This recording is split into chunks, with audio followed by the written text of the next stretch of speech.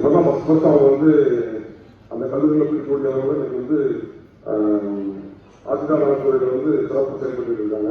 அது மட்டும் இல்லை, படித்து நிறுவனம் அதுக்கு ஒரு கபடி மைதானம் அமைச்சிருக்காங்க. அதுக்கும் ஆசிரியர் நலத்துறைக்கும் அரசுக்கும் நான் நன்றி தெரிவிக்கிறேன். ஏன்னா விளையாட்டுத்துறைக்கு மிக சிறப்பாக தாக்கமும் எத்தனையோ அப்புறம் இன்னைக்கு ஜூனியர் ஹாக்கி போட்டி நடந்துட்டு இருக்கு. இதற்கெல்லாம் துணை முதல்வர்கள் எந்த ஒரு விளையாட்டு போட்டியாக இருந்தாலும் சரி அந்த இடத்துல மெயினாக ஒரு மதுரையில் அதிக கபடி வீரர்கள் இருக்கிறாங்க. எங்க தென் மாவட்டத்தில் ஒரு கபடி எஸ்டேட்ல ஸ்போர்ட்ஸ் ஆஃபீஸ்ல எங்க தென் மாவட்டத்தில்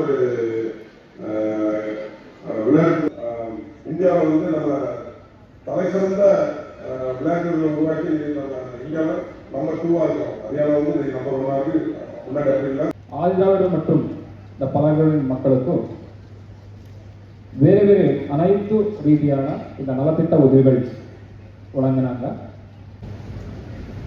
இங்கே நடக்கிற அரசு நலத்திட்ட உதவிகள் நடக்கிற தலைவர் மரியாதைக்குரிய நம்முடைய மாவட்டத்தினுடைய ஆட்சித்தலைவர் மரியாதைக்குரிய சுகமுத்திர ஐஏஎஸ் அவர்கள்,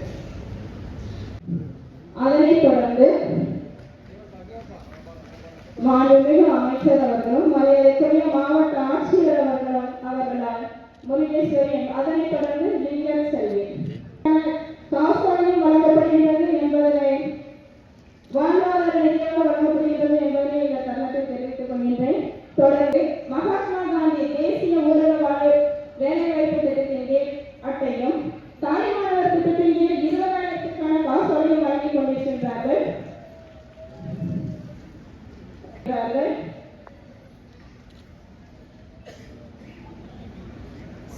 காசோலையை பெறுகின்றார்கள். அவர்களை வாழ்க்கை வேகமாக அனைத்து